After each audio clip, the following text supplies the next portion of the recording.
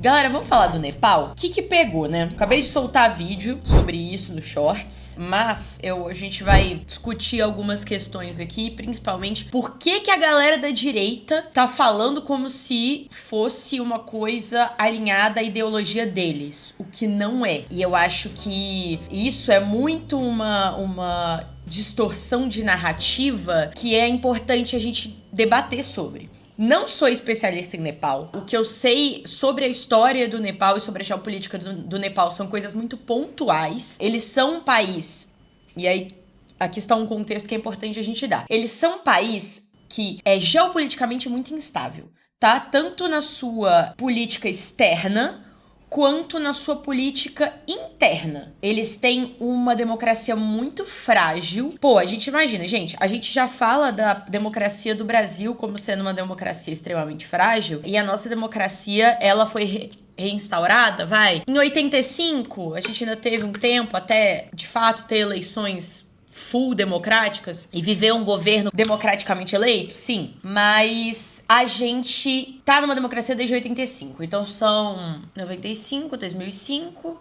40 anos de democracia. 40 anos de democracia, a gente ainda fala como a democracia do Brasil é uma democracia frágil. Martina, tem como uma democracia ser velha e frágil? Tem, a dos Estados Unidos. Os Estados Unidos têm uma democracia extremamente, assim, frágil, extremamente falha, e eles são uma democracia há 200 anos, tecnicamente, né? Eles são uma república, eles votam há 200 anos. Claro, tem toda essa questão o voto nem sempre foi um voto universal. A democracia lá não é uma democracia na etimologia da palavra, tipo, que todo mundo tem as mesmas oportunidades, que todo mundo... O sistema em si não é democrático, não é o voto da maioria que conta. Então, com todas as reservas aqui, mas é uma democracia por nome, né? Tem como uma democracia ser relativamente jovem, mas ela ser mais estável? Também tem como. Agora, o problema do Nepal é que eles são uma democracia desde 2008, gente. Até então era monarquia. Então, assim, eles não têm nem 20 anos de democracia e é uma sociedade extremamente instável. E quando eu digo instável,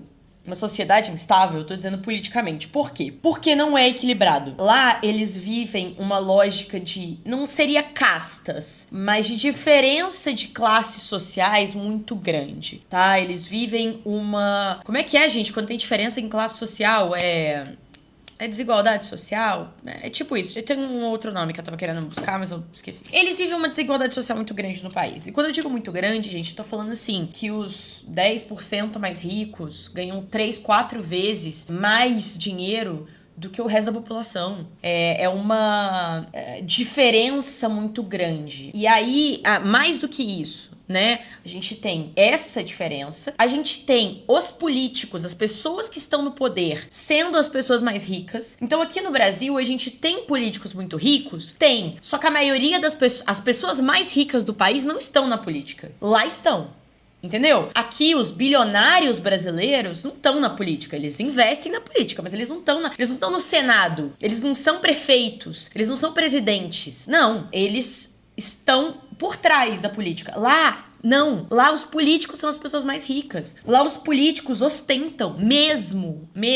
Enquanto aqui no Brasil a gente tem hierarquia, muito obrigado, eu tava tentando lembrar essa palavra. Hierarquia. A gente tem uma hierarquia social lá muito grande e muito espaçada. É isso, gente, desculpa. Mandaram aqui no chat, eu tinha esquecido. E aí, mais do que isso, né? A gente tem essas pessoas, esses políticos, as caras da política, sendo pessoas que ostentam muito. Então, enquanto aqui no Brasil, os políticos que têm dinheiro querem se fazer de humildes e comer pastel na feira e pegar a criança no colo e comer farofa e se sujar inteiro, entendeu? Lá não. Lá, eles são uns políticos meio Tarcísio de Freitas aqui em São Paulo. Ele que vai na B3, ele quer se associar com a galera de elite, ele quer... É isso, sabe lá? E aí, isso já é uma coisa que naturalmente causa muita revolta. Principalmente em quem? Geração Z. E por que, Martina? Primeiro, porque a geração Z se organizou por meio das redes sociais. Então, a geração Z, diante dessa diferença, dessa hierarquia que existe lá, e diante dessa demonstração de riqueza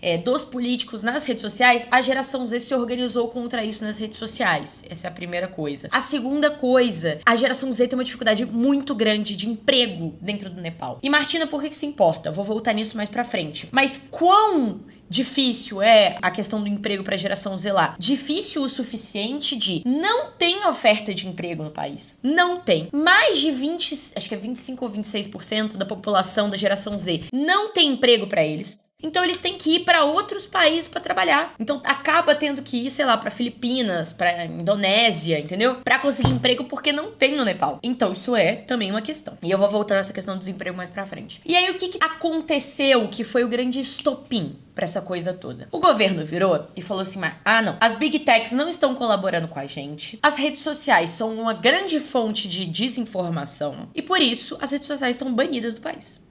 Simplesmente, redes sociais estão banidas. De um dia pro outro. Sem nenhuma política de substituição ou nada do tipo. Martina, e por que isso é diferente, por exemplo, do que o Alexandre de Moraes fez com o X aqui no Brasil? O X não foi banido, gente, por fake news. Apesar do X ser uma das grandes fontes de fake news hoje nas redes sociais. O X foi banido porque, além de ser uma fonte grande de fake news, ele é uma rede social e é uma empresa. Para uma empresa funcionar aqui no Brasil, independente do que ela seja, se é de redes sociais, se é de pão, se é de remédio, se é de qualquer coisa, existem regras, existem leis. Principalmente, você tem que ter um representante jurídico aqui no Brasil, porque alguém precisa responder juridicamente dentro do Brasil. E isso é uma regra, gente, pra qualquer empresa. O X não estava seguindo essa regra.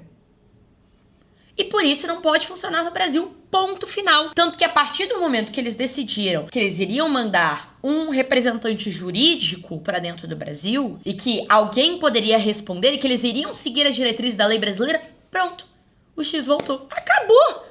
É isso, entendeu? Então assim, e acho que tiveram que pagar uma multa também, né? Por ter funcionado durante um tempo sem esse representante jurídico. E acabou, nada mais justo. Você quer operar num país, você tem que seguir as leis do país, ponto. Mas o que o Nepal fez não foi criar leis para regular, por exemplo, as fake news. Foi simplesmente virar e falar assim, se tem fake news numa rede social, vocês não podem funcionar aqui.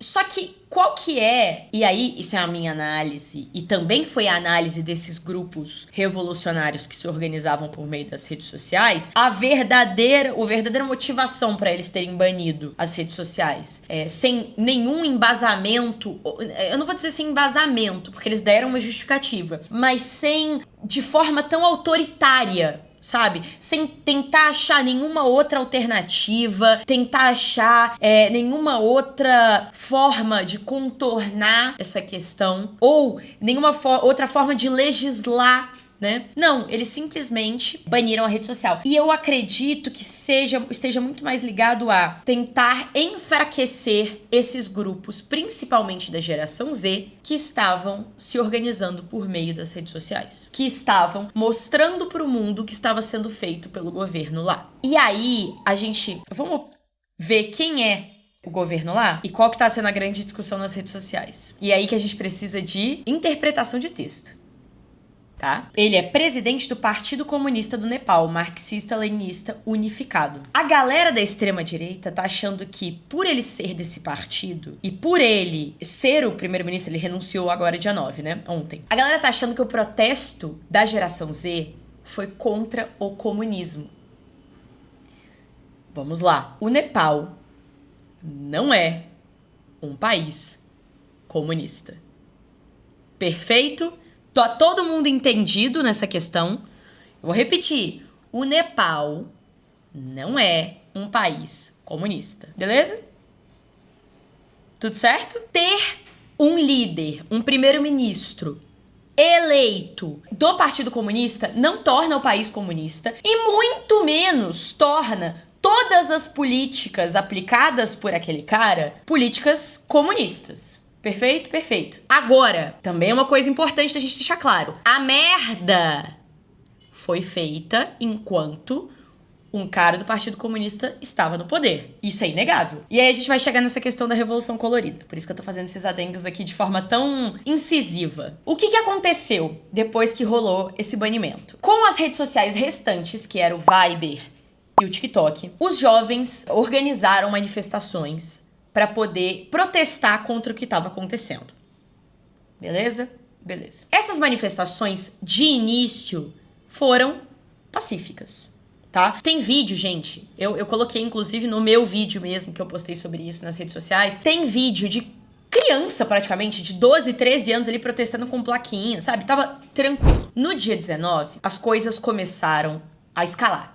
Dia 19, perdão. Na segunda-feira, agora, dia 8. As coisas começaram a escalar. Porque esses protestos, inicialmente pacíficos, foram respondidos com muita violência. E quando eu digo muita violência, gente, é muita violência.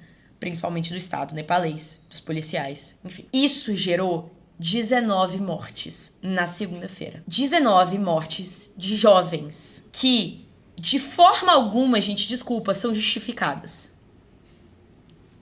Um Estado democrático prende, pune, não mata. Beleza? A partir daí, a partir do momento que essa violência começou a escalar, a parada saiu do controle completamente. E quando eu digo pra vocês que saiu do controle, é porque saiu do controle. As pessoas começaram a incendiar tudo que era coisa. E assim, gente, de forma alguma, tô querendo dizer que o motivo não foi legítimo. Primeiro, porque esse banimento das redes sociais é uma coisa muito absurda. E segundo, porque o histórico de corrupção daquele contexto era muito significativo, né? E independente de que partido primeiro-ministro a corrupção não está só no primeiro-ministro. A corrupção está em todo o sistema político. E era contra isso que eles foram protestar. E ontem a gente viu, assim, uma destruição no país, gente. Nepal tá em chamas. Tipo assim, eles colocaram fogo em tudo quanto é prédio público. Eles colocaram fogo em carro, em ônibus, destruíram gente andando armada com fuzil na rua. E eu tô falando civil, tá? Não tô falando só militar, não. Eles foram na casa do único bilionário do país e tacaram fogo. O que, pra mim, cante. Total, sabe? Tipo assim, meio que divaram. Mas o que eu tô querendo frisar é que a destruição foi muito grande. E a destruição, ela partiu não apenas daquele movimento inicial que se revoltou, entendem? Ela partiu de várias outras frentes também dentro do país. E aí entra... Então, estão mandando aqui, eles desviveram a mulher do primeiro-ministro. Não, isso é uma fake news. Eles colocaram fogo na casa de um ex-primeiro-ministro e a mulher dele estava lá dentro. Ela sofreu queimaduras, mas ela não morreu. Tá? Ela está em estado grave. Ou pelo menos até o momento que eu tinha visto. Hoje de manhã, quando eu fui ler as notícias para fazer o vídeo, ela não tinha morrido ainda. É porque que acontece? As pessoas, elas distorceram um pouco a notícia, tá? E não tô falando que isso aqui não é sério, tá, gente? Pelo amor de Deus. Eu só tô querendo passar informação real pra vocês, tá? Não saiam por aí falando que eles mataram a mulher do primeiro-ministro, porque isso é mentira. Não foi isso que aconteceu. A casa do ex-primeiro-ministro do Nepal foi queimada e a esposa dele estava dentro. E isso é seríssimo. Tá? Mas ela sofreu queimaduras graves, mas ela, ainda bem, não faleceu, tá? Não morreu. Beleza. E aí entra toda a discussão de: era uma manifestação de direita? Não era. Era uma manifestação de pessoas revoltadas com a desigualdade social e corrupção que existia ali no país e que o estopim foi a proibição das redes sociais e a censura. Mas era um governo de esquerda, tecnicamente, ou pelo menos o primeiro-ministro era do Partido Comunista. Só que isso torna o país comunista? Não, não torna. Isso torna o governo comunista? Não, não torna. Ele é do partido, mas isso não torna o governo do Nepal comunista, até porque o governo do Nepal não é, eu vou voltar aqui, é parlamentarista. É uma república parlamentarista. Então, o partido do primeiro-ministro não define toda a política do país. Perfeito? Então, não era uma manifestação de direita, como as pessoas estão dizendo. Mas também foi uma manifestação contra o governo e, principalmente, a liderança, uma liderança que era do Partido Comunista. Isso é inegável. O que eu acredito? As pessoas estão dizendo que pode ter sido uma revolução colorida. O que é isso? Revolução colorida. Sabe quando você vê aqueles posts super de rage bait, que eles falam assim, ai não, porque os pedófilos querem ser do movimento LGBT. Tipo, obviamente isso não é verdade, mas isso cria uma animosidade contra as pessoas LGBT. É mais ou menos essa vibe. É quando um movimento legítimo, como o movimento da luta LGBT, ou o movimento feminista, ou o movimento negro, ou um movimento de qualquer que seja a causa social ou, enfim, legítimo, é utilizado como cortina de fumaça ou premissa ou é distorcido pra poder fortalecer uma ideia conservadora e uma ideia de direita, entendeu? É uma coisa meio a Pablo Vittar está distribuindo uma madeira de piroca.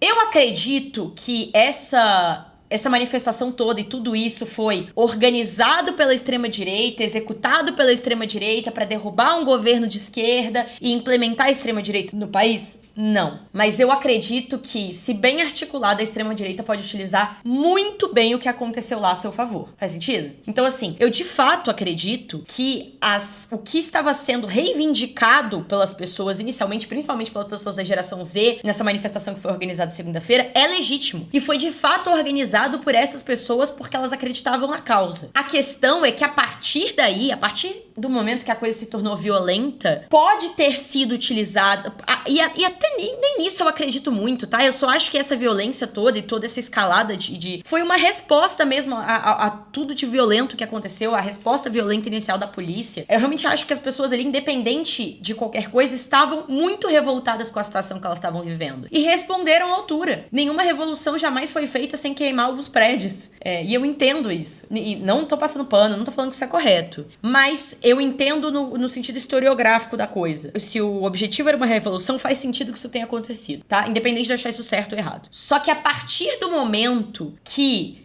tem uma narrativa perfeita, os jovens se revoltando contra o comunismo, é muito fácil da direita se aproveitar disso. Entendem? Eu não acho que esse foi o objetivo das manifestações. Muito pelo contrário. Eu acho que, eles queimaram casas de bilionário, sabe? Eles não estavam ali com o objetivo de reforçar discursos conservadores, de direita, a favor da burguesia, muito pelo contrário. Eles eram contra exatamente essa diferença social que existia entre as pessoas, os aristocratas, os políticos, os bilionários e as pessoas que viviam na fome, cara, e que tinham que ir pra outro país pra poder trabalhar. E aí o governo vai lá e corta as redes sociais, impedindo que, inclusive, as famílias se comuniquem com esses jovens que estão em outro país trabalhando. Entendem? Mas quando você olha e fala, era um governo de esquerda, eles estão protestando contra, então eles estão protestando contra a esquerda, ou contra o comunismo, né? Isso não é necessariamente verdade, entendem? E eu falaria a mesma coisa se fosse um governo de direita, gente, porque esse tipo de diferenciação é muito importante da gente fazer. Por quê? Porque se criou, principalmente na lógica política do Brasil, uma ideia de que se a pessoa que você votou está no poder,